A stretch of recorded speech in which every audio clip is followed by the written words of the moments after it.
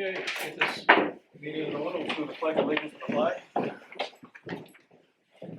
I pledge allegiance to the flag of the United States of America and to the republic for which it stands, one nation, under God, indivisible, with liberty and justice for all. Do you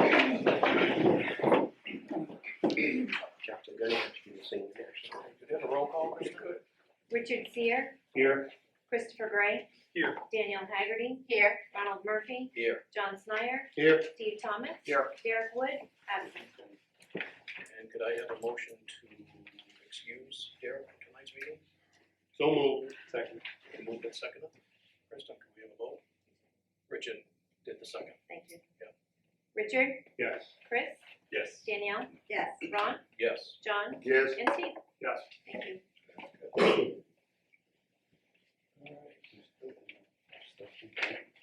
Next up is public comments. Anybody's got any public comments that are not on the agenda? Please step up, and I will remind you that you do have 3 minutes, so please adhere to that. And if you can turn that mic on. It's a red light, so it should have green. Just hit the button, she should turn. Okay, there we go. Greg Newell, 40 Stage Road here in Hermon. Chair, council members, Mr. Berry. I've had many questions about the company DNS that has done an IT assessment of the school district and supposed forensic audit that was completed on the ransomware attack. First thing is words mean things. For example, an audit to a tax person or accountant means looking at numbers and check to see if accounts balances are correct and so much more. But for IT person, audit means something different. It means scans the network, scans the software, scanning, reviewing antivirus software, firewalls, reviewing policy guidelines, and much more. Most audits have a standard they are basing it off of. The following terms are used in IT audit, IT assessment, network scan, penetration test, security audit. These terms are not interchangeable. The school did not have an IT audit or any terms that I just used. I called DNS back in January and to ask what standard they used to evaluate the school. They refused to tell me. I asked them if they used the NIST standard. They still refused to tell me. The DNS assessment recommendation is only 10 pages long. The team I led for IT audits that we did for DoD on Army units would be hundreds of pages long. I was expecting a report if they used NIST standard to be around 100 pages long. All this leads me to the ransomware attack. The superintendent used several different terms, but the one he's used the most is a forensic audit was completed. Now this term is not like any others I've stated so far. It has a lot of requirements. Forensic audit is done with a crime that has been committed against an organization. The IT arena, law enforcement lawyers have created very specific certifications and procedures that would stand up in the court of law. The last time I checked, DoD was having individuals use the SANS company for certifications for this type of work. Ransomware, and for example, ransomware, cyber extortion, so I can't talk tonight, Windows forensic analysis, Mac and iOS forensic analysis, and much more. I've not been able to or allowed to see the full report on what they did with the ransomware attack. But if the one-page description with what steps they took that was in the December superintendent report, then if this is what they did, then a correct and proper investigation was not done. I would not trust the results one bit. I have more than 22 years worth of IT experience. I've read lots of forensic reports, and I couldn't do it. It takes very specialized company people to do it. When I talked to DNS back in December, they stated they do not do any type of forensic work and wouldn't even know where to send someone to get one done. I have 2 sentences. They stated I should go to the cyber insurance company and ask them who they would use. And also, by the way, the school does not have cyber insurance. Thank you. Mr. Newell, if I could ask you just one question. So, Yep. I think I've heard that the school has indicated that there was a forensic audit. I'm not an IT guy. I'm not going to pretend. So, if they said that a forensic audit was done and one was not done, what does that mean to the school? And any investigation regarding the ransomware attack? Well, if they didn't follow the rules and guidelines that have been set up for forensic audit, that means they could have not found everywhere where the virus went. They could have collected data that wasn't all the necessary data to do a full investigation. They could have destroyed data. They could make evidence unusable. They might not have known what they were looking at. So there's so many variables, but basically what that comes down to is whatever came out of whatever supposed audit they did wouldn't be an accurate statement, because they probably didn't do all the proper procedures and proper analysis of the attack and where the virus went. Because if you're not trained and you're not certified in it, you're most likely going to do something wrong very easily. Okay. And so with a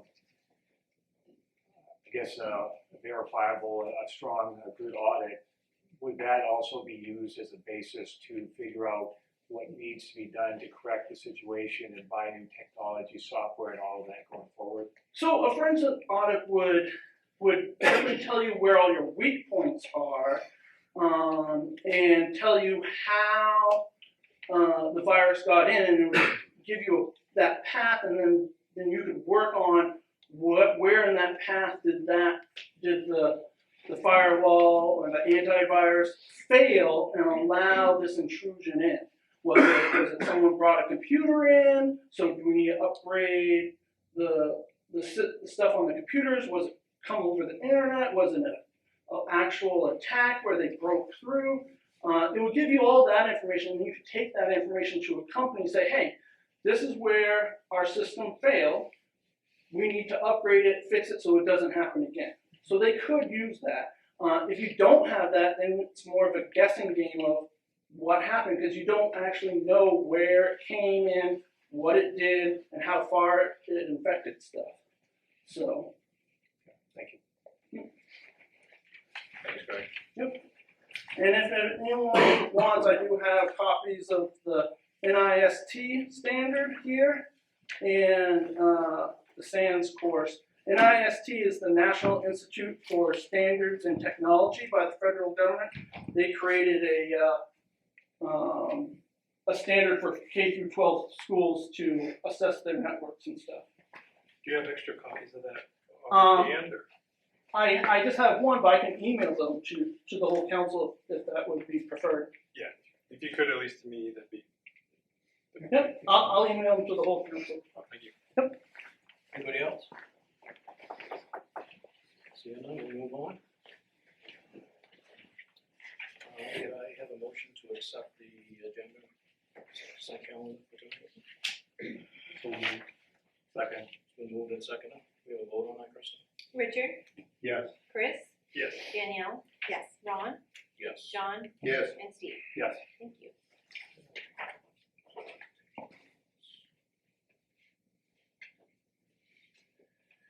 Okay, we're gonna go into new business. We've got one thing added to the new business, so we have to do a table packet. So we need to waive the rules to accept the table packet. I need someone to make that motion to do that. So moved. Second.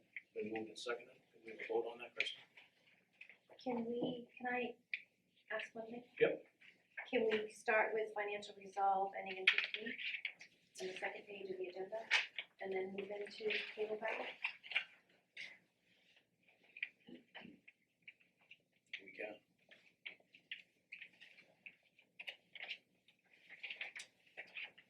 Should do the table packet after I withdraw my motion. Thank you. I would just Richard, get you us down withdraw to the yours. regular I withdraw. items first. And then Okay, both of those motions have been withdrawn. So we wanna do the, I would do the 4 resolves that are on the regular agenda, okay, and then so the first one is the accepting the capital improvement plan. Josh, you wanna give us an update on that? Yes, thank you, Mr. Chair, members of the council. This is the same capital improvement plan from the last couple of meetings. This will be worded just like the last couple of years. We'll be waiting at a future meeting to approve the school capital improvement plan. But at least for the municipal side, we're approving our section, which is due by the end of this month. So no changes on any of the appropriations or revenues. Okay, I'll read the resolve. Be it resolved by the Hermon Town Council and Town Council assembled to accept the FY 25 capital improvement plan as follows. We have a motion on that? So moved. Second. It's been moved and seconded. Any further discussion? We have a vote on that, Kristen? Richard, Yes. Chris, Yes. Danielle? Yes. Ron, Yes. John, Yes. and Steve? Yes. Thank you. Okay, next up is accepting the Maine Forest Service Volunteer Fire Assistance Program grant. Josh? Yep, thank you, Mr. Chair, members of the council. This is a grant our fire department applied for. There are some matching funds in regards to this, just over $2,000 worth, but it was for equipment we were replacing anyhow, so it made sense to go for this. Okay. I'll read the resolve. Be it resolved by the Hermon Town Council and Town Council assembled to authorize the Fire Chief, Cody Sullivan, or his designee to accept and expend the Maine Forest Service Volunteer Fire Assistance Program grant in the amount of $2,100 and expend $2,370.60 in the local matching funds from the FD radio maintenance account 1202-1208. So moved. Second. It's been moved and seconded. Any further discussion? We have a vote, Kristen? Richard, Yes. Chris, Yes. Danielle? Yes. Ron, Yes. John, Yes. and Steve? Yes. Thank you. All right, next up is accepting the sponsorship funds for the Potter family for the high school athletic complex. Josh? Mr. Chair, members of the council, this is the Paul family submitting the last payment of their $400,000 donation to the track facility. It wasn't due for a couple more years, but this is the third and final installment on their proposed money for the track. Okay. I'll read the resolve. Be it resolved by the Hermon Town Council and Town Council assembled, the town manager or his designee be authorized to accept the donation in the amount of $100,000 from the Potter family for the high school athletic complex. Funds are to be deposited in the new track donation revenue account R37-134. So moved. Second. It's been moved and seconded. Can we have a vote, Kristen? Richard? Yes. Chris, Yes. Danielle? Yes. Ron, Yes. John, Yes. and Steve? Yes. Thank you.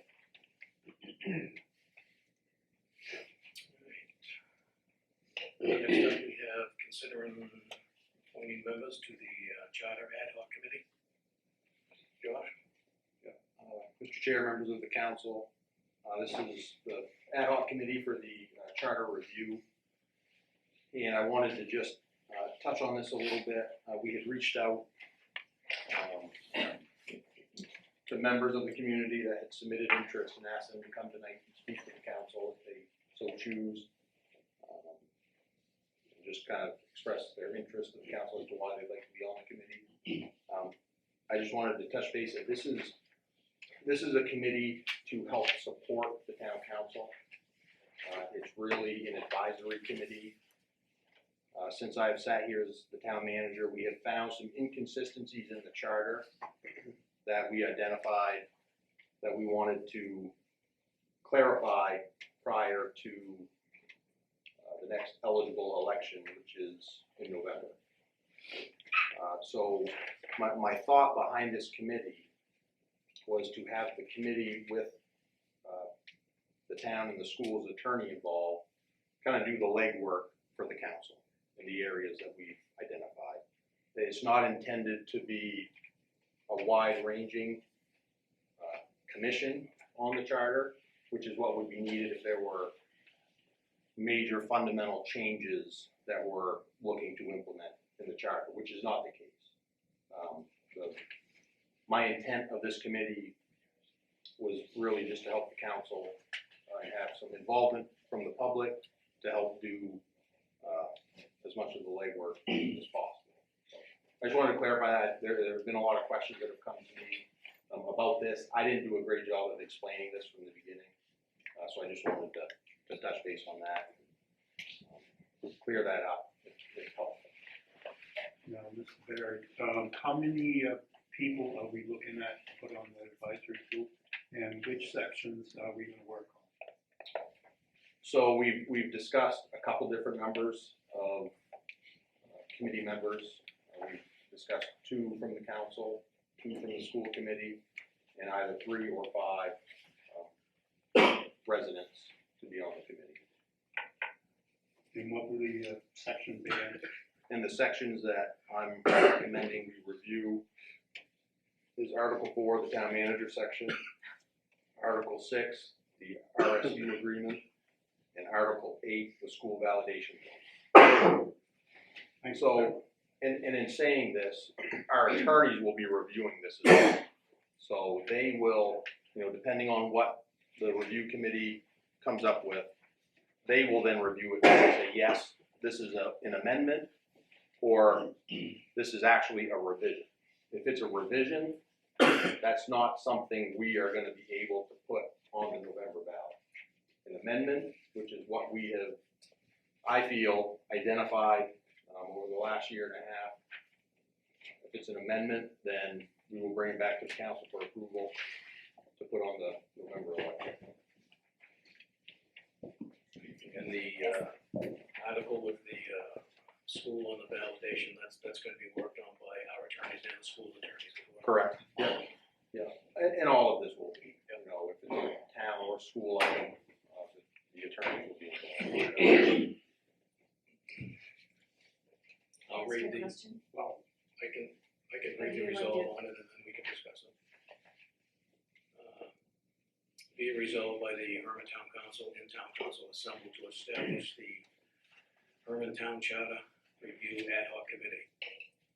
Said committee is to be established for the purpose of reviewing the town's charter and providing guidance and recommendations or updates on Article 4, Town Manager Section, Article 6, RSU Agreement, and Article 8, School Validation Vote, and further authorize the town manager or his designee to select members for the said committee. Be it further resolved that the members of the committee will serve at the pleasure of the town council until such time the town council dissolves the committee and membership on the committee approximately February 24 through May of 24.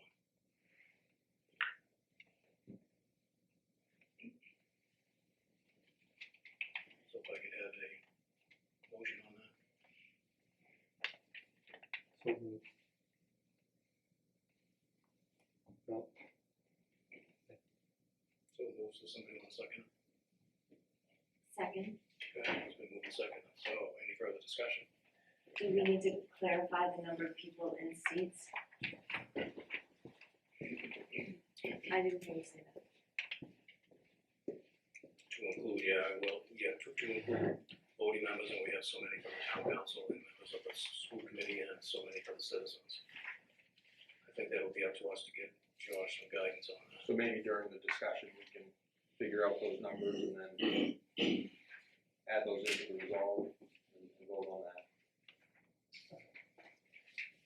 I guess if I could, I think the number that we talked about at the last council meeting was 5. It seems like that's a workable number with 2 representatives from the school, 2 from the council. But the last part of the first paragraph, I am concerned with. I want to be as transparent as possible, and the way that this reads, and further authorize the town manager or his designee to select the members of said committee. I think given the importance of this, I do think that we should be as transparent, and I think the council should be voting on each committee member that's going to be selected. Not saying that, I don't trust you, Josh, but I just, given the politics in the town, I just think we need to be clear on this, and the council should be voting on each member. And in all that we're doing, like it's an attempt to be as transparent as possible.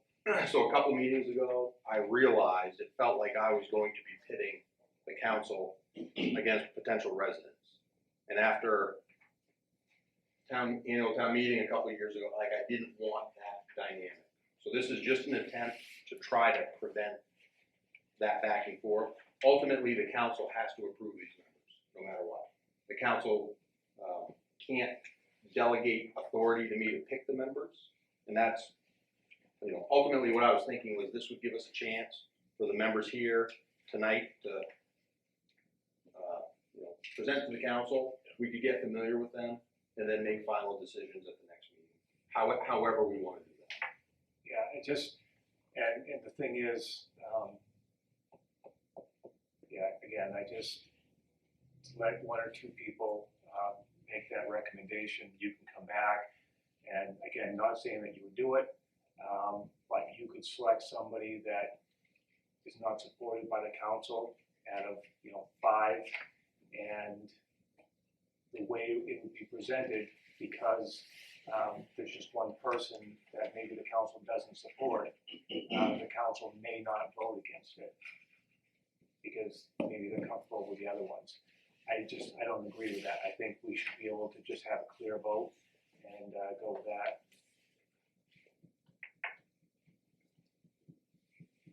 Just to get clarity, if you were to present a panel, which I believe is what you're proposing, Josh, if you were to present a panel, would we then have the ability to amend the panel if we felt the panel that was presented was different than we felt was in the best interest? Yes, absolutely. It's much more difficult to do it that way. And I want to do this however the council's comfortable with. That's whatever I think if we want to vote tonight, having the presentations from those that are here would be helpful for the council, myself, and I would recommend if we were going to do that, we do it at the next meeting. So that the council can get familiar with the applicants. A couple have withdrawn. Hear from those that are here tonight. That would be my suggestion, but certainly it's up to you. So out of the 2 that have withdrawn, how many are left? 10. There's still 10. It's a good number. 2. So would you be making a recommendation for 5 members from the community specifically with alternates, or would you be recommending a group for us to pick from that's more than the 5 members? Yeah, I mean, I had planned on bringing my recommendation of the 5, but we could certainly do alternates. I think that's a good idea. We're only looking at going over three items on that. It's not going to be a huge long year thing like the committee I just. This is going to be a very quick moving process. Within a few months, just in order to get it on the November ballot. We'd move pretty quickly, but we would allow the committee to meet however often needed to complete the work. One of the questions I have, I know that we have it limited to 3 areas. And I'm not sure if I have to make the amendment to have this discussion, or if I can have this discussion and then depending on where it goes, make the amendment. So I'm gonna go have the discussion first, and then depending on where that goes, potentially make an amendment. I see immense value in assessing or exploring the ability and appropriateness to add a code of ethics or a code of conduct to our town charter that would be an umbrella over all the organizations such as ours, the school committee, any subcommittees that are out there. And that maybe it can't be taken to the finish line right now because maybe it doesn't meet the requirements that you were just discussing. But I do feel that there's value in starting that discussion, seeing if that is an appropriate recommendation, and if it can be done this go around, good. If not, at least it's a leaping point for the next time. I think that's a great I idea. like that idea.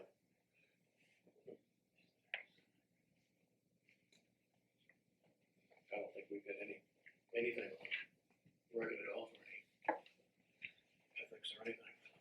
Might be something we need to look at. Anybody else from the council? What Danielle just said? I would almost think that we'd have to have an opinion that could be included in this review. I wouldn't be opposed to it, but I'm wondering if that would bog down the process and we couldn't get any of these across the finish line.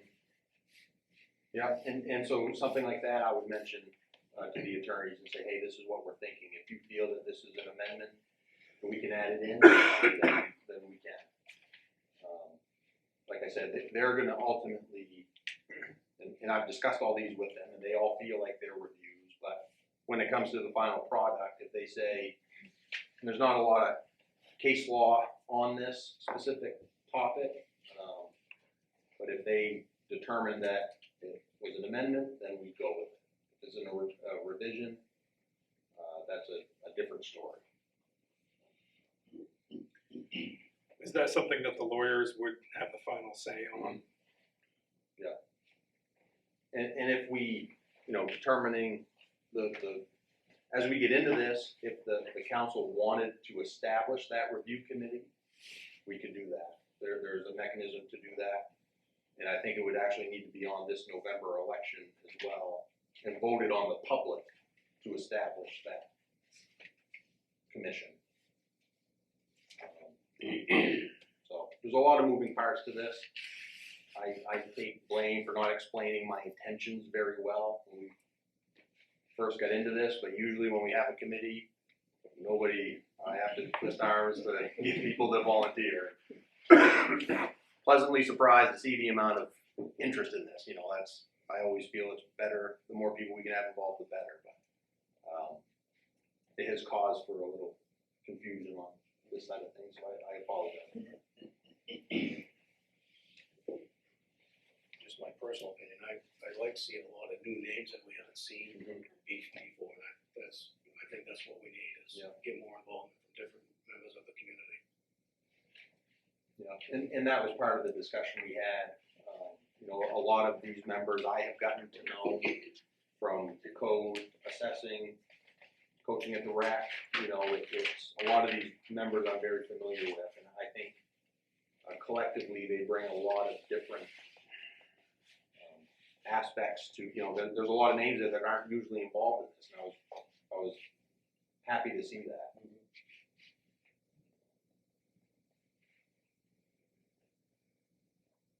I think it'd be appropriate for me to bring back who I felt, but certainly we want the council to ultimately, or whatever manner works for the council, I guess. Well, I guess I personally, I would like to see this paragraph amended, ending after Article 8, and then a new sentence that reads, the town council shall select the members for said committee.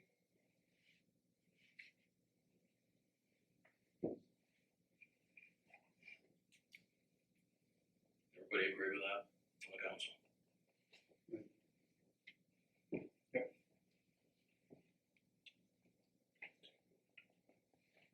Are you asking for a vote? I'm sorry. I think we'd want to establish numbers too. Well, since we're doing 3 articles, would 6 be better, 2 working on one article than 2 working on the next one? I think We're looking at having an odd number, so if there is a vote, it wouldn't be a tie. Gotcha. I would also need one other member from the council to.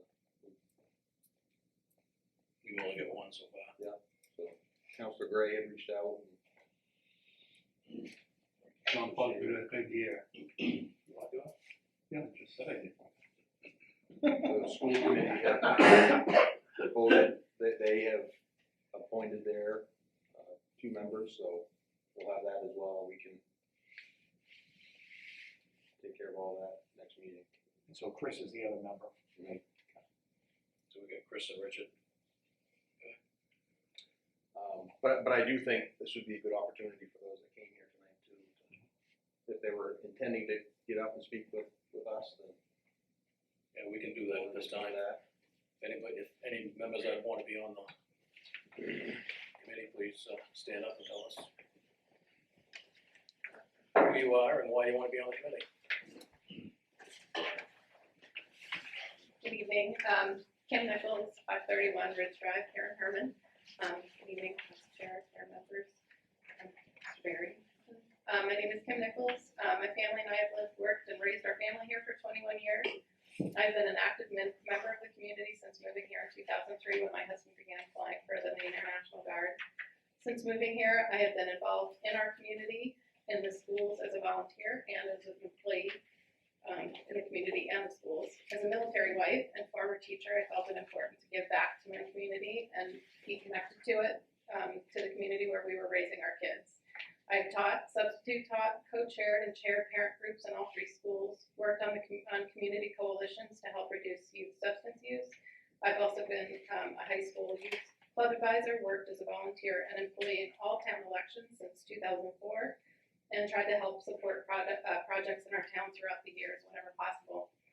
When I saw the ask for the ad hoc charter review committee volunteers, I felt that I could be helpful since I have been part of the community for a long time and have experienced the incredible growth, accomplishments, challenges, and opportunities that we've had and continue to have.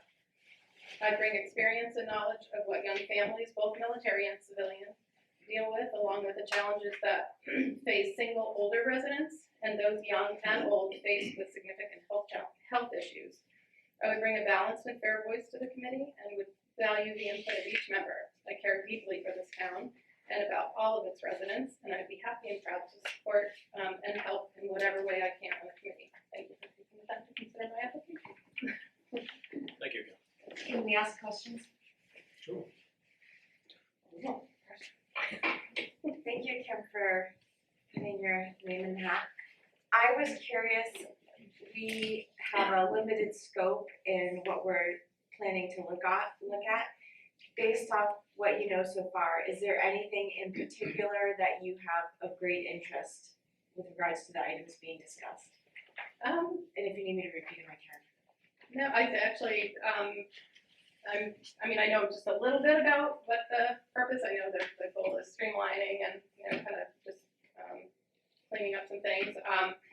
So I think actually each area, the budget, I think just because of my, my involvement with different elections and stuff like that, and seeing, just like the process and, over the years we've had lots of confusion about, how town budgets, especially school budgets and things like that go. So I think anything that I can, be helpful with and helping to, I don't know, whatever involves the charter, I definitely have an interest in that.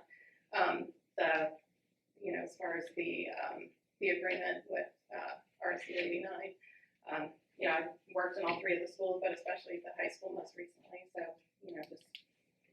I'm not, I kind of have to get more information about what exactly we're looking at streamlining with that, but, I'm familiar with that. So, and then town managers have been here for 21 years, so we've seen quite a few. So anything that, I can do would be helpful. So I kind of feel like it's balanced. So, sit at different seats at the table, I think, just based on my experience. So thank you. Any other questions? Thank you, Kim. They didn't realize when they hired me it was an indefinite appointment. Yeah. Actually, I think we did. Yeah, we Yeah, did. Yeah. Anybody else?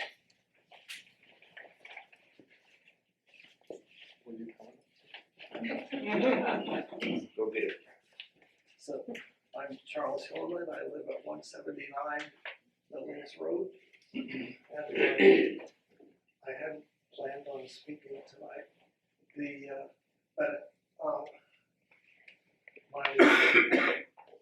My family has been involved in Hermon.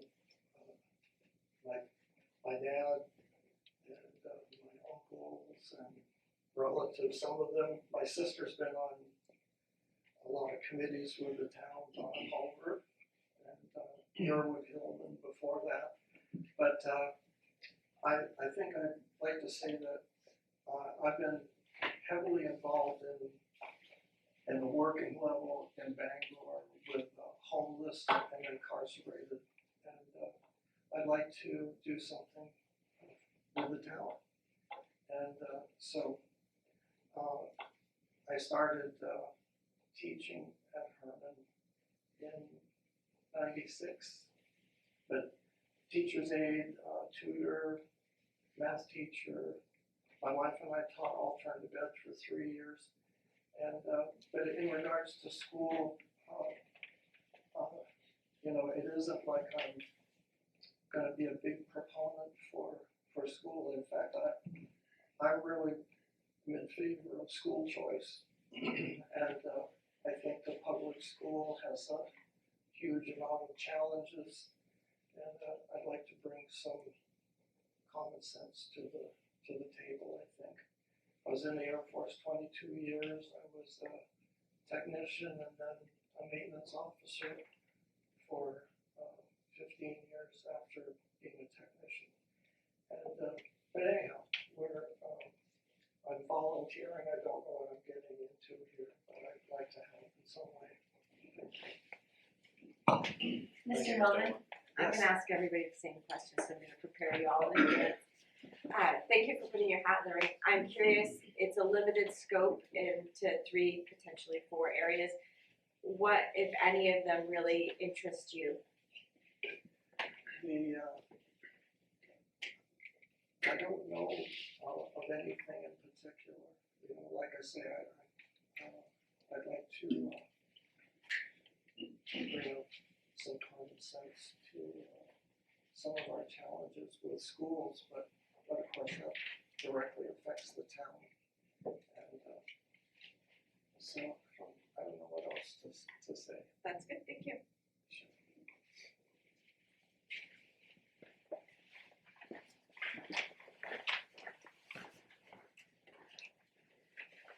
Greg Newell, 40 Stage Road here in Hermon. I think all of you probably know me pretty much by now. If you haven't, I'd be surprised. I'm an alternate on the planning board. I was just part of the comprehensive planning committee. You see me here often at the town councils. Probably some of you are like, please stop coming.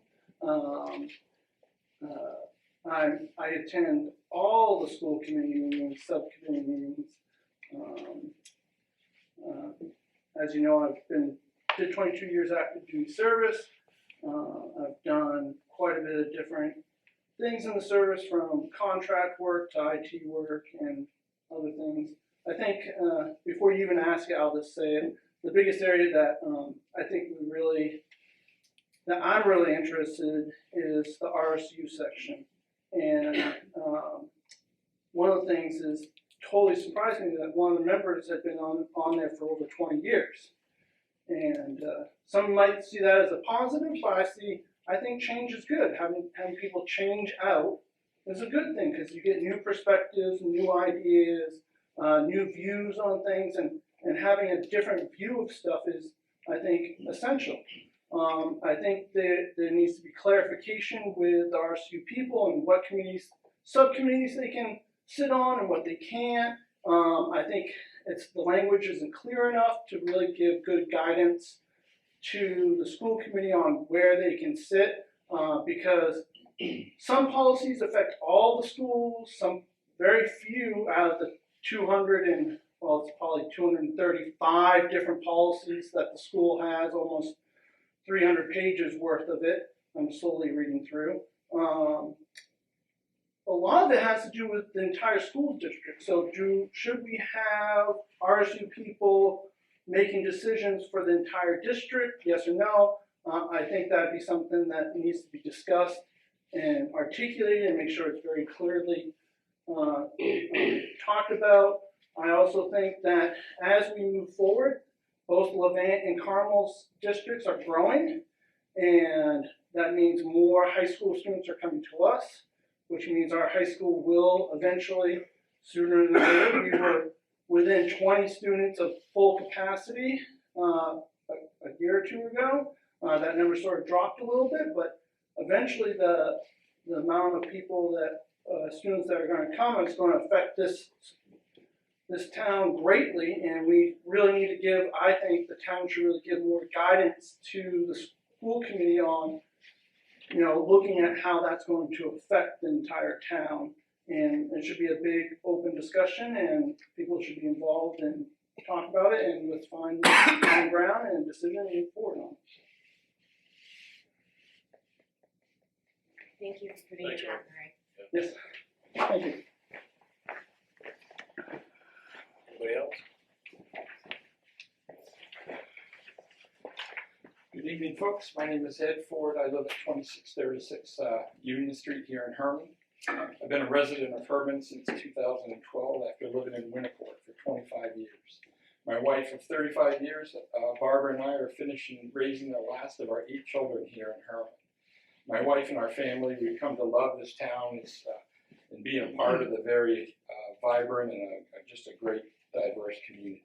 It would be an honor for me to sit on this committee and service to its citizens. I believe I have valuable professional experience that could be useful to this ad hoc committee, which is why I'm here tonight. My work as staff in the Maine State Legislature from 2010 to 2018 allowed me a great experience to review Maine State statute to assist legislators in their work using all the best resources available. I then worked in the Secretary of State's office as an election coordinator from 2008 to 12. This position involved many facets of Maine election law, supporting towns and municipalities with their elections, which required a strict adherence to state and federal law and a focused attention to policy, procedure, and precedents. And today I'm a staff member with a United States Senator. Municipal government in Maine enjoys a special authority in home rule. Home rule offers opportunities of civic and citizen interest, participation in local affairs. And I thank the council for this opportunity to serve. To answer your question, I think certainly all those items will certainly be directed mostly by like state statute and precedent, current policy, what other, however other towns have done that. So I certainly anticipate that most of that work will probably, guide along those lines. Thank you, folks.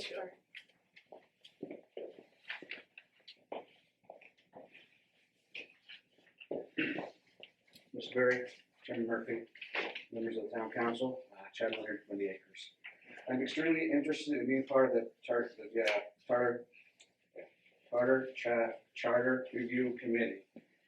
And as a Hermon alumni and 19 resident, I believe that actively participating in this committee would allow me to contribute to the betterment of our town and its governance. I have a deep understanding of the importance of a town charter. Having read it and studied it, I'm familiar with its provisions, policies, and overall structure it established to help our local governments. This knowledge will undoubtedly be an asset when reviewing and proposing any necessary amendments or revisions. Additionally, I have always been an active member of our community, regularly attending town council meetings, school committee meetings, and all subcommittee meetings, and actively engaging in discussion regarding local issues. This involvement has given me a comprehensive understanding of the concerns and aspirations of our fellow residents.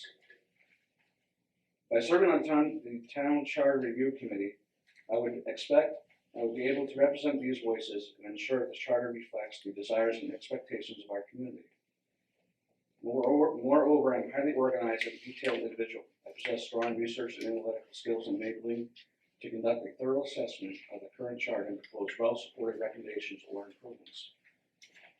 In conclusion, my deep understanding of the town charter, community involvement, and strong organizational skills, I can't talk either, Rick, makes me an ideal candidate for the Town Charter Review Committee. I am confident that my contributions to the committee will help shape our town's governments in a way that is responsive to the needs of our community. I eagerly await the opportunity to serve on this important committee, and I thank your consideration for this job. To answer your question, Danielle, it would be the RSU 87 agreement. I haven't read through our charter. I think it is very vague, and I think it needs to be more detailed and descriptive. And also, the budget process, that's been a big hot topic here the last couple of years, and I'd like to stay involved and have input on that as well. Thank you very much. Thank you. Thank you, Chad. Hey guys, Frank Rapp, 531 Wing Road, Hermon. I lived in Hermon since 2012. We lived on Ada Drive, so we rented an apartment until 2019 when we bought our house on the Wing Road. I'm married to my wife Barbara. We've been married since 2021, but we've been together since around 2010. I have 3 stepdaughters. I have a daughter of my own with Barbie, and we have 5 grandchildren.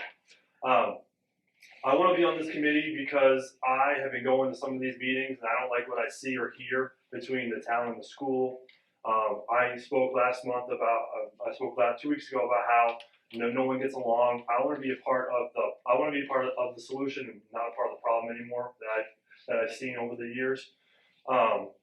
That's what really wants me to do this, to be involved in our community. I coach rec basketball. I was the first girls coach for the rec when they started a couple years ago. I was the first girls coach that they had. I currently coach the 5-6B girls for travel basketball right now. They gave me the hodgepodge team. There was an A team.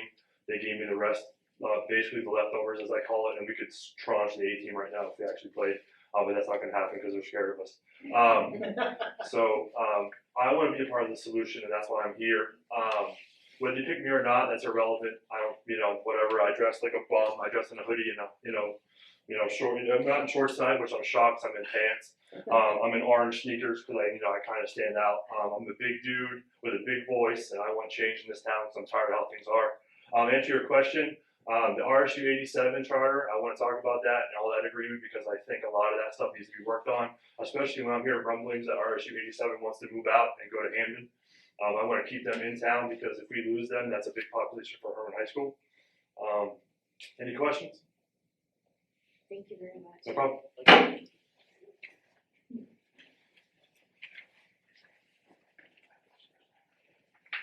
Okay, the heated debate on whether or not I was gonna do this, but I will. Thank you for your willingness to include the community members and on the charter review and share why we're qualified. I have been actively involved in Hermon, the Hermon town and school meetings. I have an open ear to all who we serve and see barriers currently in the charter that would benefit from further clarification. As a nurse and community volunteer, I am an experienced advocate. I have over 20 years of experience in leadership, teamwork, and communication. I actively work with both state and federal law, research and development, and policy implementation. In addition to this, over the past few years, I have spent an extensive amount of time specifically in the Hermon Town Charter. I have communicated with the town on several occasions regarding the charter and the need for possible changes that will provide needed clarification and a smoother future for our community. I support a charter that is in line with the law as well as meets the specific needs for Hermon. I believe open communication and a solid framework prevent confusion, debate, and chaos.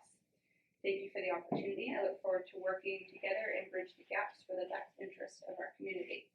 To answer your question, I'm interested in all of them, and Mr. Ford stole the answer I was going to give you as I was reviewing the law this morning. I want a charter that is in line with Maine statute and federal law, and yeah, that's basically the answer. All of them matter, and I think we just need to clean it up and make it clear that it's in line with the law and that it's clear for the community so that we can prevent these interpretations, if you will. So, Thank you so much. you're welcome. Thank you. Anybody else?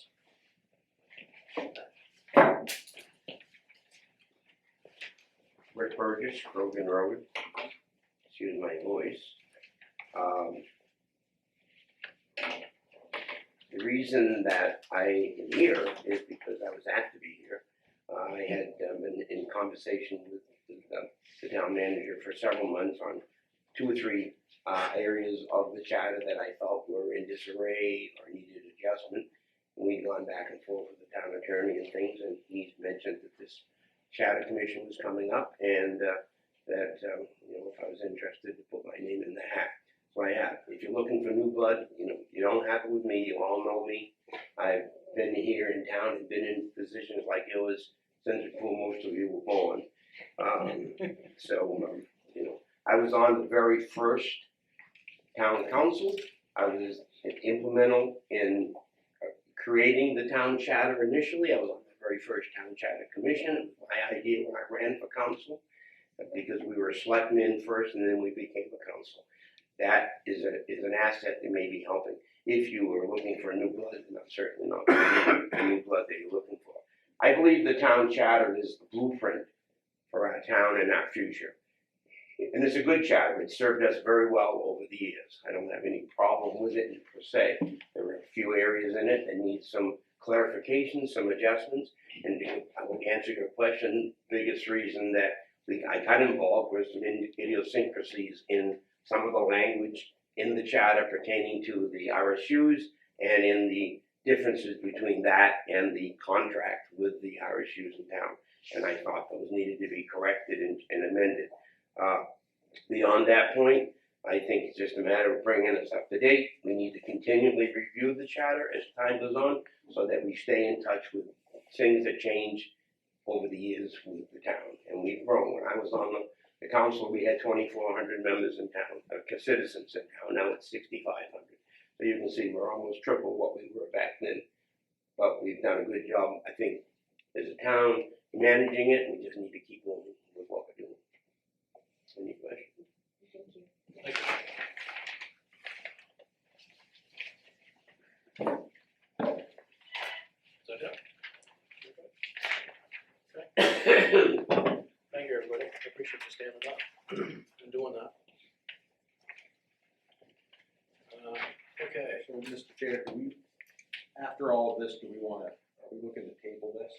And then we can bring it back in final form with the discussions that we've had tonight? As far as council members, school committee members, and then. Wants to make that motion. It's fine. Actually, before we do that, I just have two things. One is, who are the two people that withdrew? Is Jeannie Jakes and Ricky Hughes. And then the other thing I have is I'm fully comfortable with you putting together a slate of people and us voting on it, as so long as we have the ability to amend it at the time of the meeting. I don't object to what Steve is saying either. I just am very comfortable with you putting together the slate of people. Okay, so we can change that language in that last paragraph for the authorization of the you want further authorization. How do you want that worded, Steve? How would you like to see that worded? I just, the way it's worded there, that last sentence I would end where it says school validation vote in parentheses, period, and then a new sentence, something to the effect that the council will select members for said committee. If I may, if you could just leave it the same and say, and further authorize the town council to select members for the said committee. That's fine too. Just take out town manager and replace town council. Yeah, it works. Okay. Anybody else in the council agree with that? So we want to table this till next meeting. We already moved and seconded this, don't we? So we'll have to. So are we gonna, before we get done, are we gonna commit to the 225? Is that what we're committing to? Yeah, I would think so. Yes. And then the code of conduct, code of ethics, yes or no? I would say yes. The only thing I would say is just ask Josh to ask Tim if that works with the schedule. Yep, I'll check, and if we can add that in, we will. I would also say, even if they're just exploring the viability of it, even if it can't go all the way through, being last priority.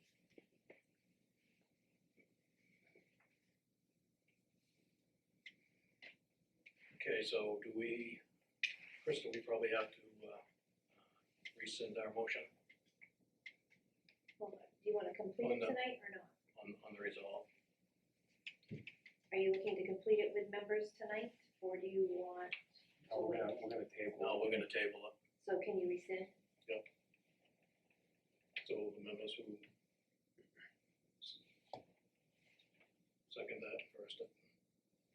Danielle, you were second. I rescinded. Mr. Seer? I rescind it. Okay, so that's been rescinded, so I need a motion to table this. I'll motion to table the proposed resolve. Second. Okay, moved and seconded, so. Accept the list outed? Go ahead. Accept the list outed? Yeah, I can accept that list out, for sure.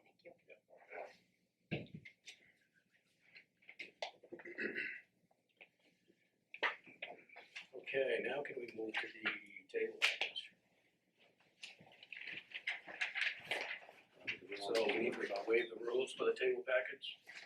I move that we waive the rules. Second. It's been moved and seconded. We have a vote on that, Kristen? Richard, Yes. Chris, Yes. Danielle? Yes. Ron, Yes. John, Yes. and Steve. Yes. Who was the first, please? Thank you. Okay. Josh, do you wanna take that at all? Yeah, Mr. Chair, members of the council, this table packet was to formally, by resolve, just appoint the members of the council that we had working on the school budget committee. We also thought it would be a good idea, as Chris brought up earlier, to appoint an alternate. So Danielle and John had done it last year. They had volunteered to do it this year. This is just formally recognizing that and then choosing an alternate tonight. So wanted to. I think Ron's a great alternate. Since we've already sucked him into that job.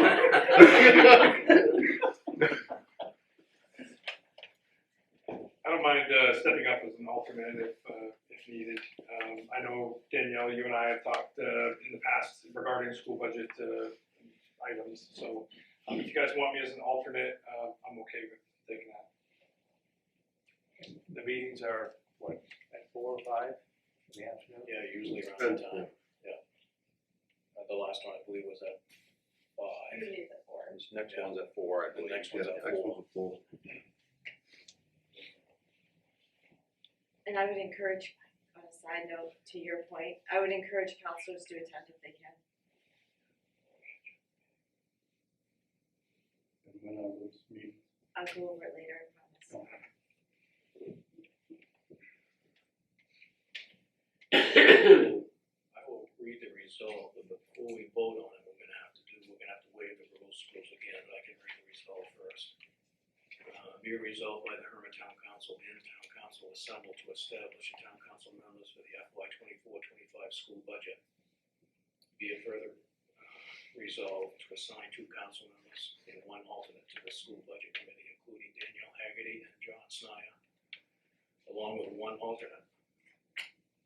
And I don't mind doing it, but if Chris wants to do it, then I don't have a problem with Chris thinks he's gonna have the, I mean, you don't always have to be there, you're gonna be the alternate, but you're obviously welcome to go anytime you want.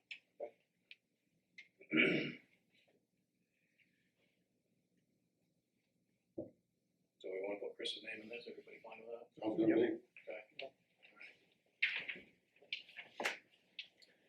So now we need to waive the rules again to vote on this. So someone can make a motion to waive the rules so we can vote on it. Table back. So moved. Second. It's been moved and seconded. All those, we Richard, have a vote on. Richard, Chris, Yes. Danielle? Yes. Ron, Yes. John, Yes. and Steve. Yes. Thank you.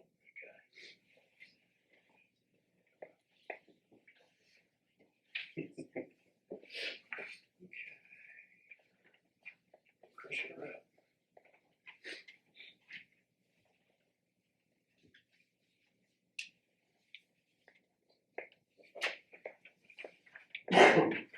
Okay, we are coming out of table packets and going into workshop. I think I'm on schedule. We're gonna come back to the table back later? Or are we not doing number D, letter D? Executive session. Executive session is gonna be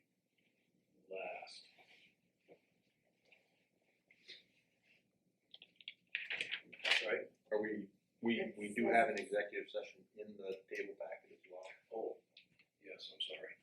Yes, we're still.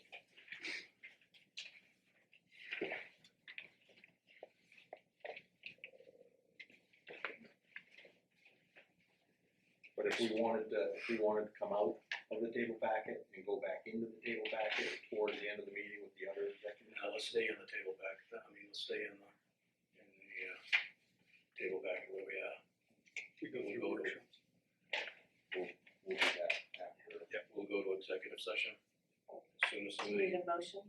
John will read that for us. I make a motion to consider going into executive session discussing labor negotiations per one MSRA 4056D. Second? Good move in second. We'll vote on that, Krista. Richard, Yes. Fritz, Yes. Danielle, Yes. Ron, Yes. John, Yes. and Steve. Yes. Thank you. This shouldn't take very long, folks, but we'll be back.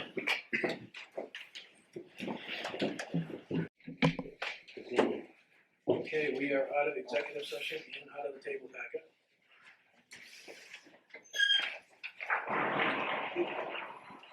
Now we're into workshops, discussing on mailbox, current policy. Did everybody see the current policy that was attached? You know, Chris, this is something that you want to know.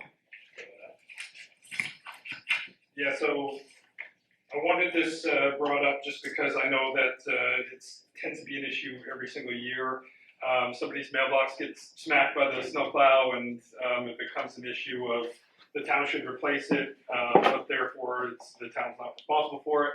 So, you know, that citizens typically out of money for replacing their own mailbox that they weren't responsible for getting damaged. So I wanted to try to find some different towns that possibly had a mailbox replacement program. I knew of a couple. I was only able to obtain one, which you guys should all have a copy from the town of Easy, which is the mailbox post replacement policy, which is actually part of their town policy. So if you guys are able to give that a read at your leisure, it basically says that you know, when they're able to replace somebody's mailbox, and when they aren't, that includes when it's a direct strike from the mail truck, from the plow truck, as opposed to you know, snow pushing the mailbox over. So it's very detailed and outlined. Their reimbursement cost is $50, and I know that Black Bear Lawn Care does their contracts for their town snow plowing. And they'll go out and replace the mailbox themselves. So while I don't know if Gardner would be on board with any of this, it might be worth just bouncing some ideas off them and say, hey, you know, what do you think about this, and see what their thoughts are. I think it's worth the discussion anyway. As far as financing, I don't have much information on that, as far as where the funds would come from. But. Any idea how many replaces in a year? Not many. The town's not very big anyway, but it's my understanding that they don't replace very many throughout the year. So I have no idea on what type of numbers Hermon would be looking at, you know, in comparison with our number of residents. But And you said Black Bear does all the town plowing? Black Bear does all their town plowing. Yeah. And they're about 3.5 square miles, so it's not huge. Yep. I didn't know they were that big to do that.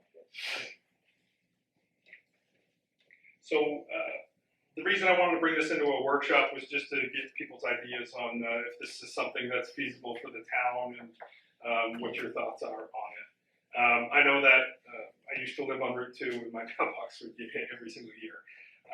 So it can get frustrating. It can get very frustrating, especially when you're paying for it out of pocket yourself. So I know that I've had some citizens reach out to me via email to discuss, hey, what are we going to do about the snow plowing? What are we going to do if my mailbox gets hit?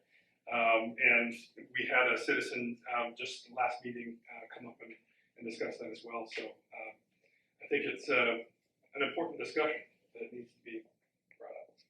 My only concern is that can we legally spend taxpayers' dollars to fix other taxpayers' property? That would be my concern. And don't quote me on this, but I don't believe we can.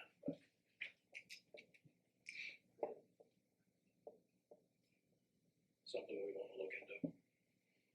Well, since we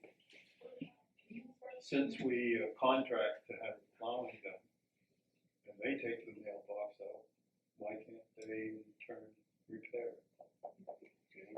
They probably could, you'd have to negotiate that in the contract, and the town's gonna end up paying for it no matter how you look at it. We'd have to get negotiated in the contract. And I will say, I think Gardner really does a pretty good job overall. I think when they first started, there was some problems, but I don't think it's as bad as it used to be, and I think a lot of the mailboxes, if they get damaged at all, it's because of the slush that's on the road. We had a lot of damage last That they have to year, get off. but that was not the contract. We had a couple incidents of multiple mailboxes. I believe it was last year. We had couple incidents, last, it would have been 2 years ago. 2 years ago. 2 years ago, we had a couple incidents of a large number of mailboxes in a row being taken out. That wasn't done by the contract. And I can understand what it's, I think the problem with mailboxes is it's a circumstance thing. Sometimes it could be slushy snow just hitting the box, but if your box is in good shape, it could get, the wood rots, and then you got a broken mailbox. And it's not necessarily the plow guy's fault, he didn't necessarily hit it, and then there's times when someone literally hits them and takes them out, and then sometimes they could get hit by somebody's car. You don't know that the thing got hit by the mailbox, by the guy's mirror on his truck who wiped out a mailbox, not the mailbox flying, and you don't know, unless you got a camera down there, you don't know that it was the plow guy that hit it that time or something. But so it's a lot of circumstances, I think, and we are all taking the chance of putting our mailbox in the right way of the road. That's another former contractor of town told me they're all in the right of way, so it's none of they're out there at risk. I believe Mr. Keiser, you have a question? Yeah, I just was curious of the regulation. When I lived in a different town, our mailboxes were hit a lot. But sometimes how does that get regulated? I'm not supposed to be, but how do we regulate it? Because some don't meet the actual requirements of height it's supposed to be, which makes it easier for the plow trucks to hit it, or the snow and the impact. So that it's a great idea, but just. Good question, and I think the contractor we have now, and I think probably the previous town manager we had, he said if anything was in legal standards, that they would try to take care of them. Yeah. Because they're supposed to be high enough so that wing goes underneath that mailbox, and if they're not, obviously they're gonna get hit. Yeah, and that's, obviously, Ms. Keiser, you didn't see it, but the paper that I had brought, the policy from the town of Easy, outlines that whole thing in regards to construction, right in the first section, must meet the requirements of U.S. Postal Service in regards to construction and location. And it lists the website that lists the, proper requirements for it, so. Here in Hermon, we passed out. We have a flyer I'm sure in the lobby over there of the regulations of how your mailbox is supposed to be. I remember when I put up my first mailbox, I went and got that and couldn't believe it was actually, I was putting it the wrong height and everything. But it outlines it exactly from the post office, so. Right, and that's the same thing too, if you have a new resident that moves into a new house and they kind of inherit a mailbox that might not be up to regulation, then all of a sudden it gets hit and they're angry at the plow truck driver, but, maybe they didn't realize that it was not the proper height to begin with, so. What I did with my place is I just got some gravel and made kind of a small turnout so that the postman could come, put it in, and drive off, and it's out of reach of the plow.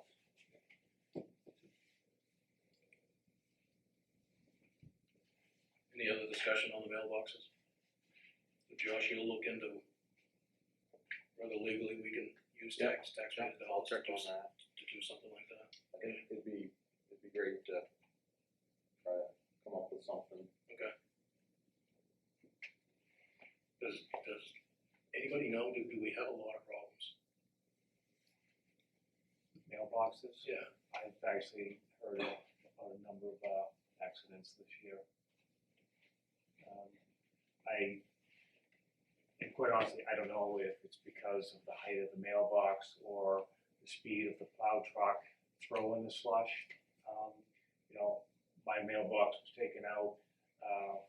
Our neighbor across the street, his mailbox is suspended, and it's clearly above the plow. It was just the velocity of the slush that took his mailbox out. So, but I think there have been a lot of accidents this year.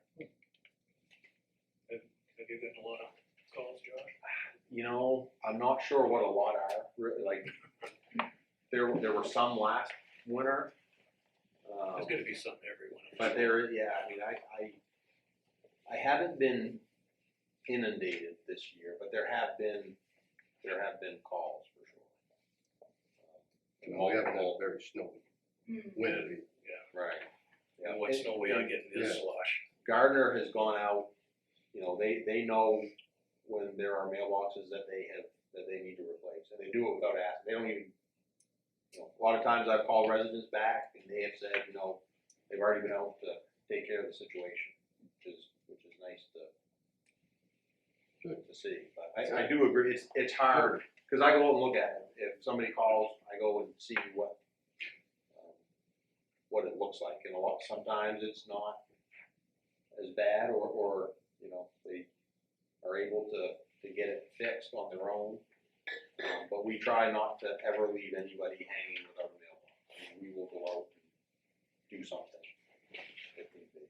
So winter time is the worst time to even try to Well, replace a the mailbox. plan was to just have some buckets here with the mailbox ready to go. Just if we needed to put something out there to get somebody through the winter, we'll do that and then reassess it in the spring. I don't like telling, sorry, this is our policy, we're not gonna, like, that's not a great stance for us to take, so we always work with whoever we make sure they're taken care of. Especially if it's somebody that's elderly. Why are you looking at me? I do say we shouldn't, I mean, we want a little limit on it. I mean, there are some people that have some mailboxes that have a lot of money in them. And when you go out there. Not necessarily, they are personally taking a chance of having a mailbox that costs, or a mailbox post that costs the amount of money that they do. I know, cause I'm one of those individuals. I have a very nice post. I wasn't gonna bring it up. If it, God did. I mean, I hope it doesn't.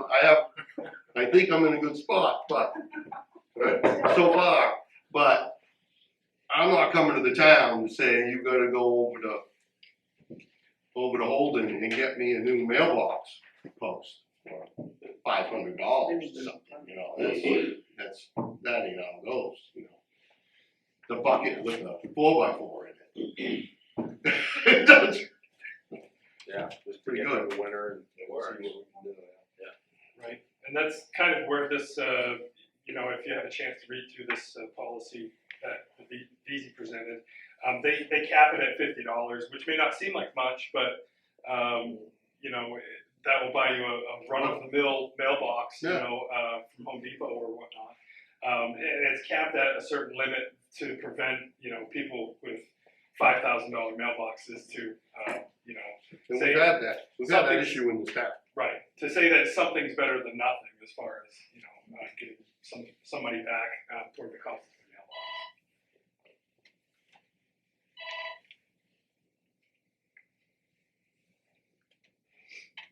Okay, let's move on to the auditor. Josh, you wanna talk about that?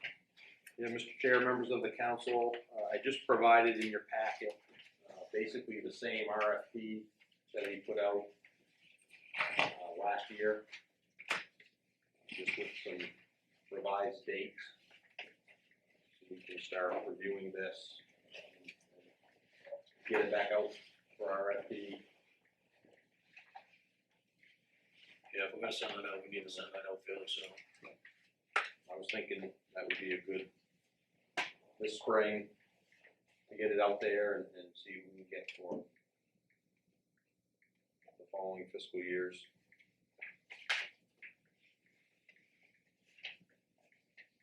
Anybody else have any comments on that? Is this the same one that we had sent out last year, just with updated dates? Yep. It is, okay. How many did that go to last year? Did it go to like 19 or 20? Okay. Yeah, right around there. Right, but it was a tight timeline, It was- they went out like in August or September, and they were supposed to be, the audit was supposed to be done 4 months later, and that's just about impossible. On the last page under evaluation, it says, please submit your proposal to the town of Hermon by 2 p.m. Thursday, August 31st, 2023. Thank you. I thought I caught all those, but apparently not. So we'd be looking at changing that to 24 then? Yeah, we can, Earlier than you that, know, depending on when we send it out, we'll adjust that to whatever's appropriate. You know, if we send the RFP out this spring, you know, maybe we want responses by midsummer or. really, we would hope we'd wanna know who's gonna do it before, I would hope we wanna know who does it before the end of our fiscal year, wouldn't we? That would be ideal. Okay, yeah. So we probably should get it going pretty quick. So I'll put together a timeline. Yeah. And go from there. No other discussion on that? Okay. Manager status report. Thank you, Mr. Chair, members of the council. Just briefly, the office will be closed Monday, February 19th. We do have school vacation next week.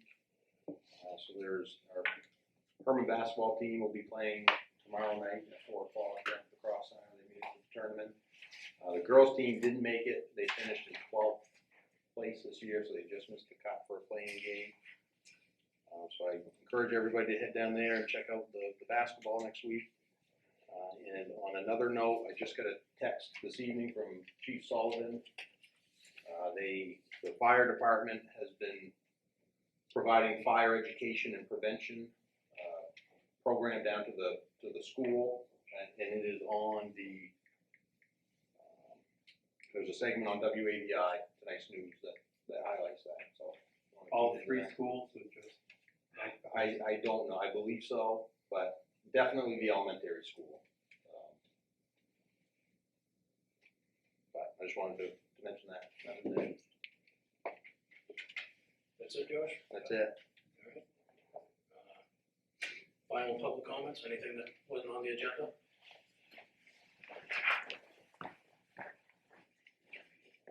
This will be real quick. Code of ethics is the policy of this town of Hermon to uphold and promote. Okay, but is that not in? That's very informal. It's not embedded into really anything substantial that we have. I think that was an afterthought. Okay, I was like, it's right there. Okay, thank you. I did actually just have one question, as far as the school not having cyber insurance, when I was looking through, the town has cyber insurance, so I don't know where you guys, and you also fund it for the school, it's listed. So I wasn't sure if there's been any sort of collaboration or if there could be, because our legal bills are through the roof, and I wasn't sure if that could be covered or how that works. I can reach out to you too, I just Yeah, thought I'd. and I'll check. I was under the impression they did have cyber insurance, but Oh, okay. I'll check on that. I can find out. Okay, and if not, if where it is covered through the town, the school is listed in your insurance policy. For some of that, there's fraud or any of those other things, I don't know if that's something that could fall under there, because burn through our budget. So, thank you. Anybody else?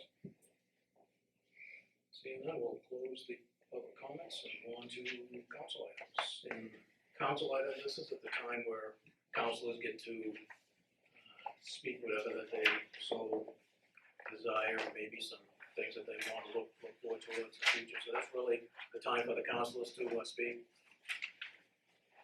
Joe? I'm all set. Danielle? I have my update for the school budget discussions. The first off is the next school budget committee meeting is February 7th at 4 o'clock in the high school library. I encourage people to attend. February 7th? February 27th at 4 o'clock.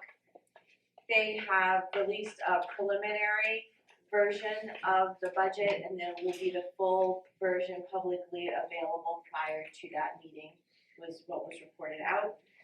Secondly, just want to remind people that the discussions collaboratively started much earlier this year than last year, so having counselors sitting at the table at the meetings started early, and there's been a lot of engagement and discussion, so that's been good. I also gave all the counselors a packet. It's 2 pages. The top page, at your guys' request, is an update on IT. This was sent out on February 5th, so I handed that out to the counselors. It looks like this has blue writing on the top. So it gives an update there. The second page goes over the Hermon School Department historical unassigned funds for 21, 22, 23. And there's data in there as well for your review. I'm just trying to piecemeal things to you as we go along, so it's not a big elephant to eat when we start talking about the budget. So that's what I have for you today. So, as far as the IT update, is the new IT director gonna come in and actually present any of this, or, it just seems like that should come from the IT department? So this update that you're looking at is a Yeah. written update from the IT director. Right, but in this format, we don't have a chance to ask any questions, you know, for instance, the MSLN update. I know, I've heard that the school is switched or is switching over. I'm not clear at this point if it's for each location, or if it's just a couple of locations. Are they fully converting over? And if not, what?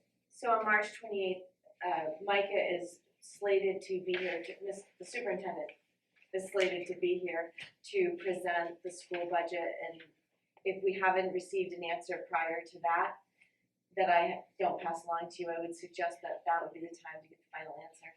And to my knowledge, I don't think any directors are presenting to the council. I'm looking at Josh.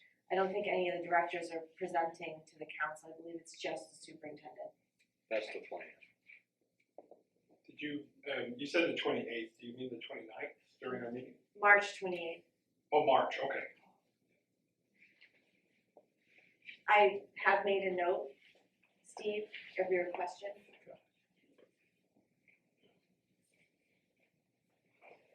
That'll still be at the same time, on the 28th. Josh, I believe the council meeting's at 7 o'clock on the 28th of March. Yeah, that will be, that's the council meeting, which is here. Thank you. Danielle? That's all I have. Okay. Richard? The only thing I have is that Ms. Lackerty might be getting some ARPA money from the state to build a place where she can store her food for the town, and also it will have a warm place to distribute the food to the people that come in, rather than being outdoors.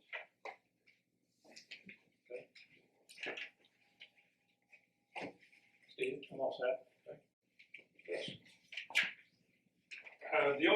have is football helmets. It's I've had a football coach reach out to me recently in regard to the town's state of affairs when it comes to our youth football program and their football helmets. So it's my understanding that they have a whole slew of them that are getting ready to expire. I don't know what kind of onus that puts on the town as far as liability for students playing in expired football helmets, but I don't like the idea of my son being in one. With that being said, if anybody has any extra money to donate to some football helmets, it's my understanding they're going to be $30,000 for brand new football helmets. So it's quite an extensive bill and hard to raise those type of funds before this coming football season. Primarily because those football helmets need to be ordered in advance so they can be here in time for the practices and the games to start. And kind of the plan right now is the football program's trying to raise half of that amount. And as we get closer, we may request the other half out of reserve. That's all I have. Okay. I just got one thing, and I know Danielle passed this out, but I just don't know if everybody knows what's going on in the IT. I know we hear a lot of stuff at this meeting and the school board meeting. We hear a lot of stuff that doesn't sound very good. Yes, did they have some problems with their IT down there? Yes, they did. The school knows that, and they're working hard to try to get it straightened out. I'm just gonna read this over, and it's from the IT director. It says, "Good morning. I'm excited to share with you some of the progress we made in making regards to improving our network security and bringing our district where it needs to be. The MSLN update, our primary internet connection has been transitioned to the MSLN as of 1/19/24, and our 30-day disconnect notice has been given to First Light. Some of our systems still utilize the old connections, such as the phone system and sports streaming. The transition of these systems to the MSLN will be tentatively completed by the end of February break. Frontline update, we are currently in a holding pattern on inventory. This is a project that will take place over the summer, primarily with our internal IT staff. Firewall update, I proceeded with the procurement of Fortinet and FortiGate 600F firewall, which includes 5 years of licensing and support. This firewall is considered a next generation firewall and has the capabilities of such intrusion detection, antivirus, cloud threat intelligence, as well as web and application filtering. Server update, I proceed with the procurement of 2 high-end Dell servers with 5 years of support. These servers will host a new Active Directory server, phone system, print server, file shares, and network managing software, and any other servers required to keep our district operational. So they are working to get things straightened out. It's gonna take some time. It's not gonna happen overnight, but I think we, especially as elected officials, should work with the school to make sure that they're getting these things done and try to stay positive. I think this council has done a pretty good job over the past year of building some nice bridges down there, working with the school board and the finance department, and I think it's working pretty well. And I think we need to stay on that positive side. So that's all my comments tonight. So I think we got one more thing to do, John.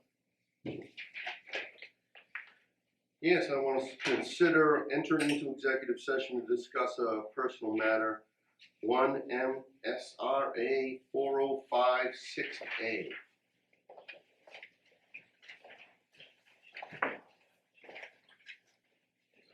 Second. Good. Thank you. The move and second, Kristen, we have a vote. Richard? Yeah. Chris? Yes. Danielle?